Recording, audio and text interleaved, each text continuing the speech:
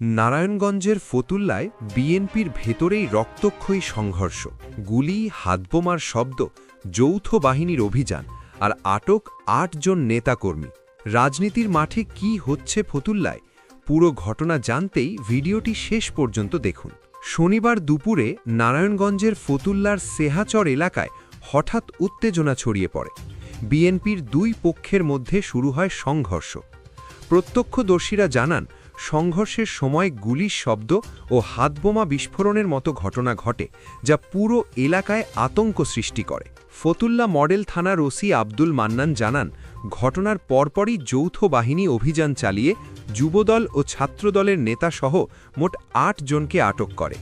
আটকদের মধ্যে রয়েছেন কুতুবপুর ইউনিয়ন যুবদলের সাবেক সভাপতি জাইনাল আবেদিন, জেলা ছাত্রদলের সাবেক সাংগঠনিক সম্পাদক মেহেদি হাসান দোলন সহ আরও কয়েকজন।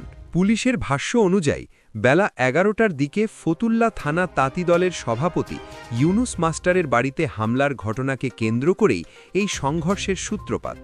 হামলার পর দুই পক্ষের মধ্যে মারামারি ছড়িয়ে পড়ে পুরো এলাকায়। ৯৯৯ নম্বরে ফোন পেয়ে পুলিশ ও সেনাবাহিনী দ্রুত ঘটনাস্থলে পৌঁছে পরিস্থিতি নিয়ন্ত্রণে আনে। অতিরিক্ত পুলিশ সুপার তারেক আল মেহেদি জানান, আটকদের কাছ থেকে ৩০ গ্রাম হেরোইন এবং একটি অবিস্ফোরিত পটকা উদ্ধার করা হয়েছে। তবে গুলির অভিযোগের সত্যতা এখনও নিশ্চিত হয়নি। আটকদের মধ্যে জুয়েল নামের একজনকে আদালতে পাঠানো হলেও বাকিদের মুচলেকা নিয়ে ছেড়ে দেওয়া হয়েছে। এ ঘটনায় রাত পর্যন্ত কোনো মামলা হয়নি বলে জানিয়েছে পুলিশ।